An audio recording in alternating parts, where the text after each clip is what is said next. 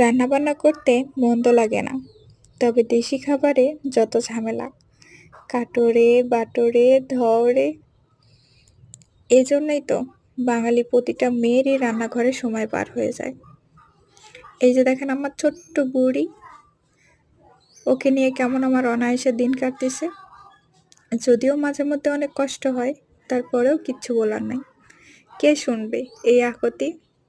কে বুঝবে এই মিনতি? কেউ বুঝবে না, তাই তো কাউকে বোঝানোর চেষ্টাও করি না। শ্বশুর বাড়িটা কি জানেন? একটা শিক্ষা প্রতিষ্ঠান, যেখানে আপনি সত্যিটা বলতে না পারলেও মিথ্যে কথাটাও অনায়াসে বলতে পারবেন। আগে যখন শ্বশুরবাড়িতে ছিলাম, ভুলের শেষ ছিল না। এইটা কেন করলাম, সেইটা কেন হলো, এইটা কেন হলো, নানান কাহিনী। এখন নাই, তারপরেও মিথ্যা অভিযোগের ভার বহন করতে হয়। কেমন জানেন?